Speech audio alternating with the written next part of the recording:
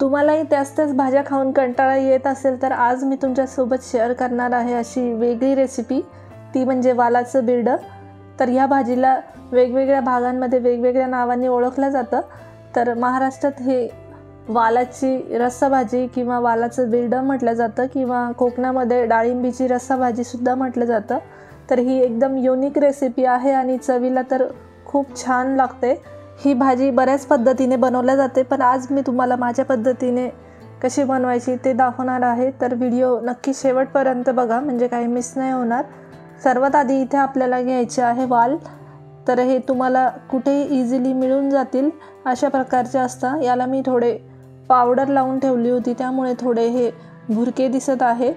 तर इझिली तुम्हाला कुठल्याही दुकानात किंवा डीमार्टमध्ये सुद्धा हे वाल मिळतील. तर इथे मी 1 वाटी हे रात्रीच भिजत टाकले होते.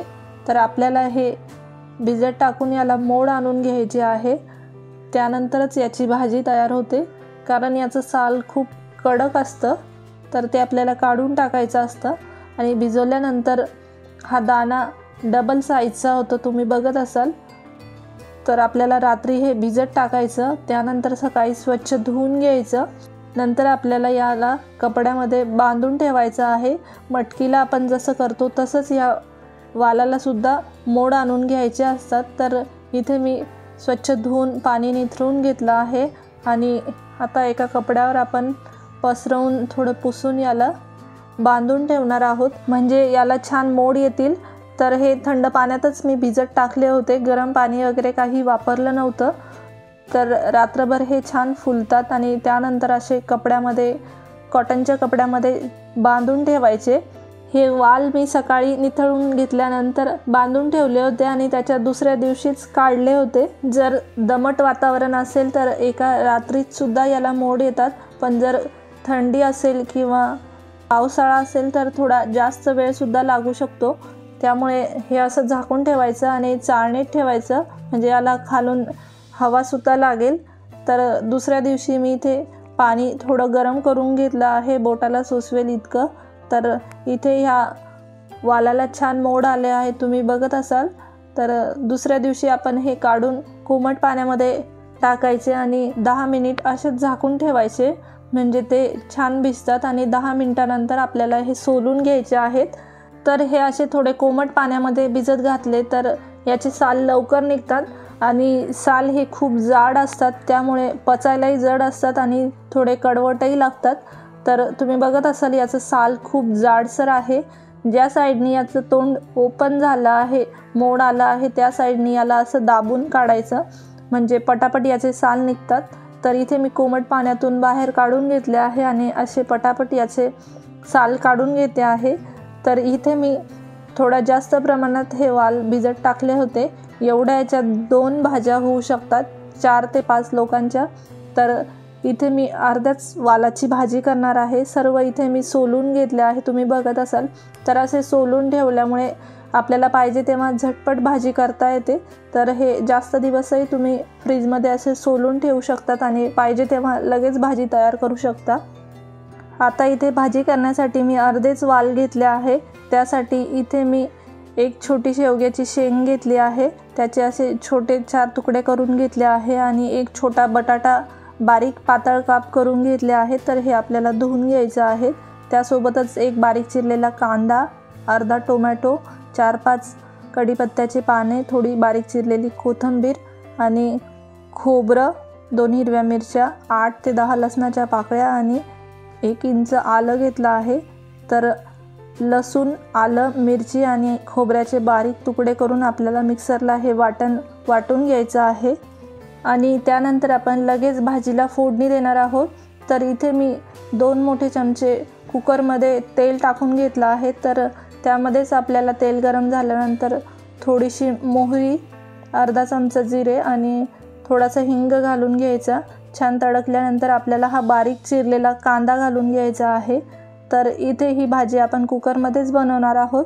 तर कुकरमध्ये बनवल्यामुळे खूप झटपट ही भाजी तयार होते आणि वाल शिजायलाही फार वेळ लागत नाही. तर यामध्येच आपण असा कढीपत्त्याचे बारीक तुकडे करून घालू, म्हणजे छान वास येतो. तर तोही छान यामध्ये तेलामध्ये परतून घ्यायचा. तर 2 ते 3 मिनिट कांदा छान परतून झाल्यानंतर यामध्ये हे वाटलेलं आपल्याला खोबऱ्याचं वाटण घालून घ्यायचं आहे आणि हे पण छान आपल्याला परतून घ्यायचं आहे। कोकणामध्ये इथे सुक्या खोबऱ्याऐवजी ओल्या नारळाचा वापर करतात।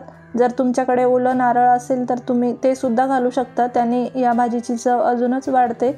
तर हे खोबरंही छान परतून झाल्यानंतर आपल्याला यामध्ये बारीक चिरून ठेवलेला अर्धा टोमॅटो घालून घ्यायचा आणि छान परत एकदा हे सर्व वाटण आपल्याला परतून घ्यायचं आहे। घाईच्या वेळेत तुम्ही जर असं कुकरमध्ये ही भाजी शिजवली तर खूप झटपट तयार होते। तर टोमॅटो छान आपल्याला परतून घ्यायचा आहे।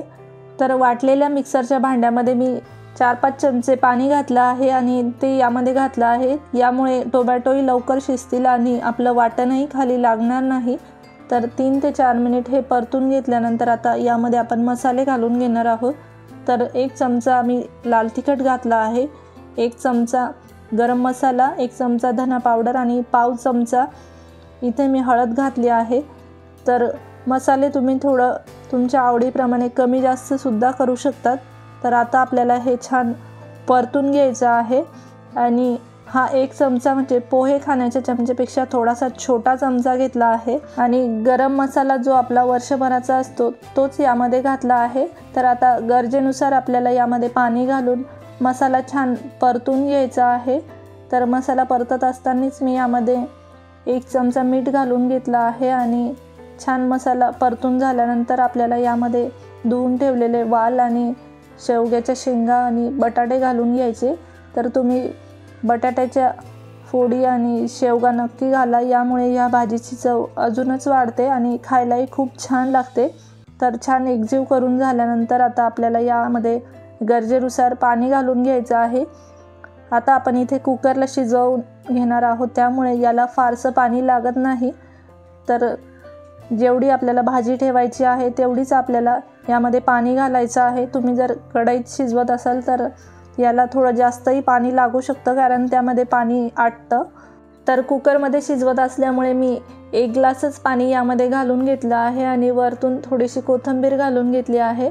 तर याला उकळी आल्यानंतर लगेच आपण झाकण लावून घेणार आहोत आणि इथे आपल्याला 1च शिट्टी करून घ्यायची आहे आणि लगेच गॅस बंद करायचा। त्यापेक्षा जास्त शिट्टी आपल्याला याची करायची नाही आहे आणि पूर्णतः प्रेशर गेल्यानंतरच आपल्याला याचं झाकण खोलायचं आहे, म्हणजे हे वाल किंवा आपल्या शेंगा सर्व छान शिजतं। तर 1 शिट्टी झाल्यानंतर मी प्रेशर गेल्यानंतर तुम्हाला दाखवत आहे। तर इथे आपला हा वाल छान शिजला आहे, तुम्ही बघत असाल। वरतून थोडीशी कोथिंबीर मी यामध्ये घालत आहे आणि आपली ही वालाची भाजी किंवा वालाचं बिरडं एकदम तयार आहे। तुम्ही नक्की एकदा ट्राय करून बघा, तुम्हालाही ही भाजी खूप आवडेल आणि तुम्ही नेहमी ही भाजी बनवाल, इतकी छान ही भाजी तयार होते। तर त्याच भाज्या खाण्याचा कंटाळा आला असेल तर नक्की ही भाजी ट्राय करून बघा। भाकरीसोबत आणि भातासोबत तर खूप छान लागते। आणि तुम्हाला माझी ही आजची रेसिपी थोडी हेल्पफुल वाटली तर प्लीज व्हिडिओला लाईक करायला विसरू नका। धन्यवाद।